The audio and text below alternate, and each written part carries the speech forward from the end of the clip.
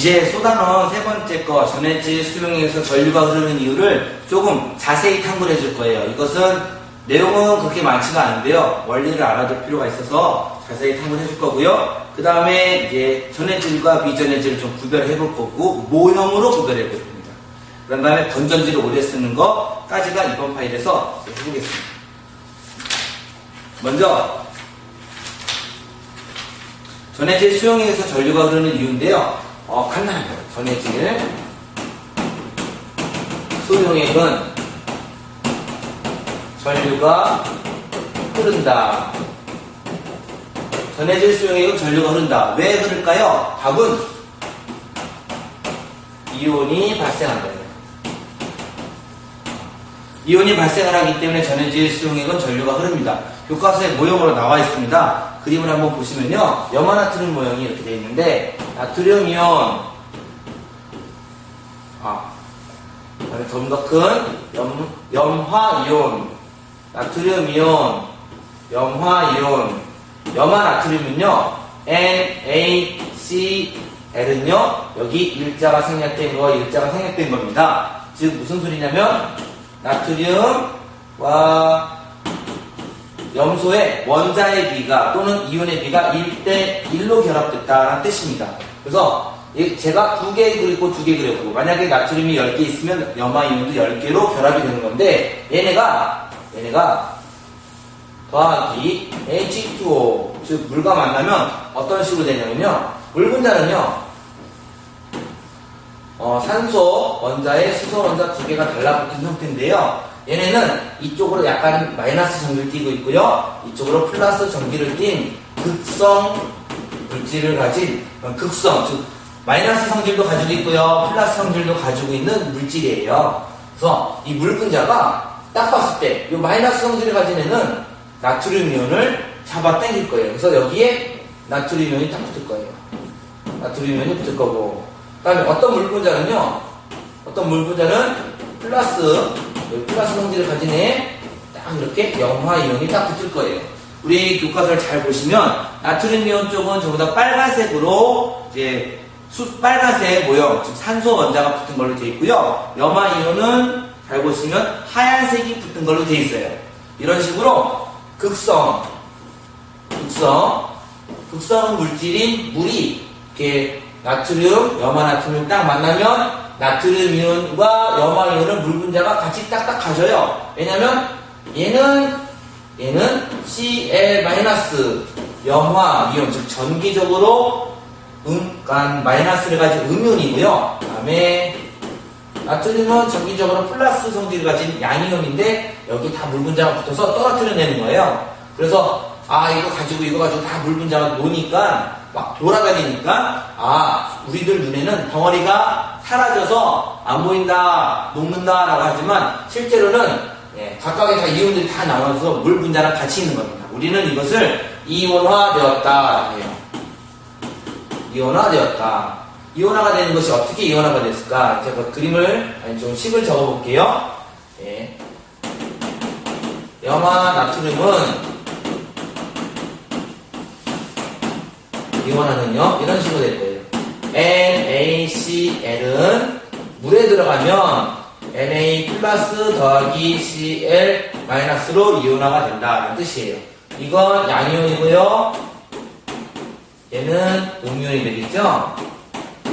이렇게 이온화가 되는 것을 여러분들이 이렇게 적을 수가 있으면 되겠고 이것 때문에 즉 이온이 이렇게 양이온과 음이온이 발생하기 때문에 전류가 흐르는 겁니다. 그래서 293페이지 보면 염화나트륨 물에 녹인다. 염화나트륨 덩어리 모형이 나와 있고요. 그걸 물에 퐁당 빠뜨리면 양이온과 음이온 292페이지처럼 이렇게 어지럽게 그리지 않고요. 물 분자는 생략. 그리고 이제 물 분자 생략하고 이렇게 염화이온이나 아까 전에 그렸던 나트륨 이온만 딱 그릴 거예요. 그런데 중요한 건 개수가 딱 봤더니 나트륨 이온 하나, 염소 이온, 염화이온 하나 이렇게 1대1로 나누어져서 이온화가 됐고요. 그것이 전해질이다. 전기가 통한다. 이렇게 세 번째 그림처럼 전류를 흘려주면 염화이온은 마이너스는 플러스 쪽으로 이동을 하고 이게 이동을 하고 그 다음에 나트륨 이온은 마이너스 루트로 이동을 하니까 이동을 하면서 전기적인 성질을 왔다 갔다 해주면서 전류를 흐르게 해준다. 즉 이온이 이동을 했다 해서 전류가 흐른다가 됩니다. 이제 나트륨과 염화이온에서 전류가 흐르는 이유는 이온이 발생했다라고 알 수 있습니다. 그런데 이제 다음 페이지 넘겨보면 비타민 C는 왜 그럴까요? 비타민 C는 약전의 질이에요. 약전의 질.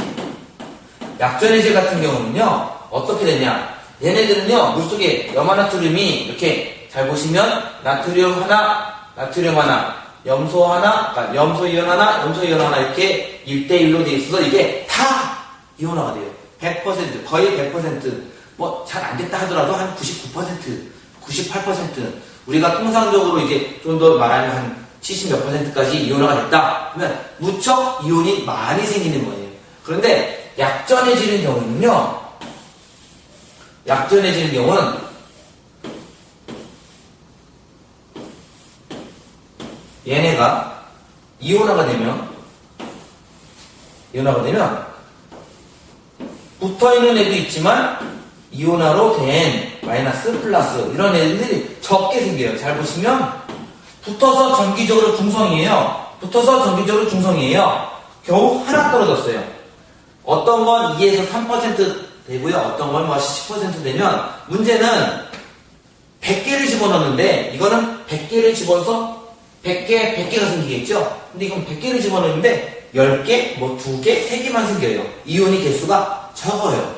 전기를 이동시켜주는 게 이온인데 전기를 이동시켜주는 이온이 적게 생겨요. 그래서 우리는 불이 약한 거, 우리 전 파일에 불이 약한 것이 불이 약하게 켜진다고 했으니까 불이 약하다. 그 소리는 전기가 잘 안 흐른다. 전기를 흐르게 해주는 이온이 적다라고 이해를 하시면 됩니다. 그래서 다 이온화가 되지 않는다. 우리는 이런 애들은 약전해지라 되어 있고요. 그림을 딱 봐도 이해가 갈 거예요. 294페이지를 그림을 보면 어떻게 되어 있냐. 294페이지 오른쪽 그림과 왼쪽 그림을 보시면 이온이 떨어져 있는 거, 다 떨어져 있는 게 강전해질이고요. 어떤 애들은 여기 오른쪽 6-10을 보면요, 약전해질은요, 떨어져 있는 게 하나하나고 나머지는 다 붙어 있을 거예요.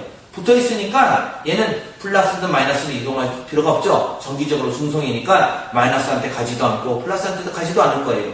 그래서 이런 애들은 약전해집니다. 그러면 설탕은 어떨까요? 설탕은 이온화가 안 돼요. 하나도. 즉 이온이 발생하지 않으니까 비전해지는 경우가 되겠죠. 마무리 문제 한번 볼게요.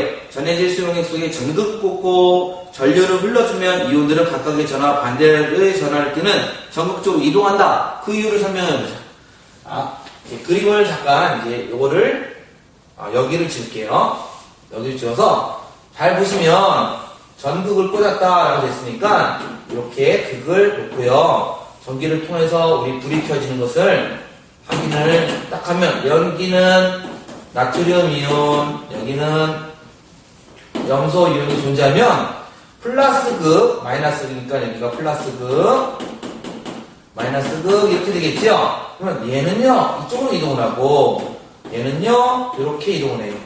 왜 이렇게 이동을 할까? 단순합니다. 마이너스는 플러스를 당기죠. 마이너스는 플러스를 당긴다.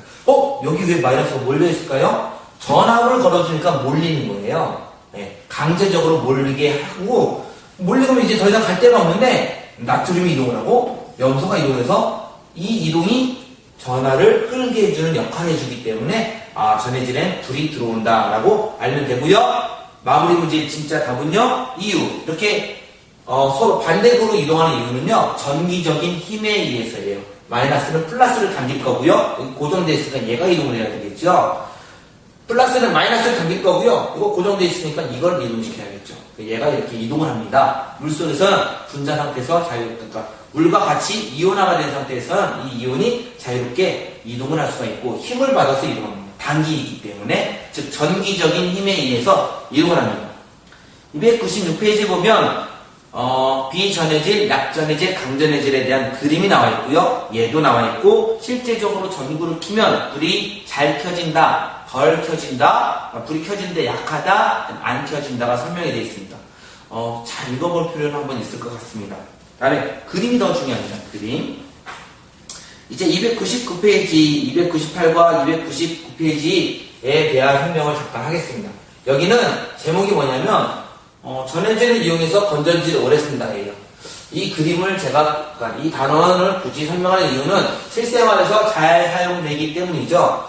물론 이걸 수고스럽게 하는 경우는 별로 없습니다. 하지만 이 단원에서 이제 건전지를 놓고요. 이 건전지가 다 쓴 건전지래요. 다 쓴 건전지는 보통 이제 장난감이나 이런 데 막 소리 내고 그 다 쓴 건전지를 좀 더 오래 사용하는 방법은 여기에 구멍을 뚫고요. 이 구멍에 무엇을 집어넣냐?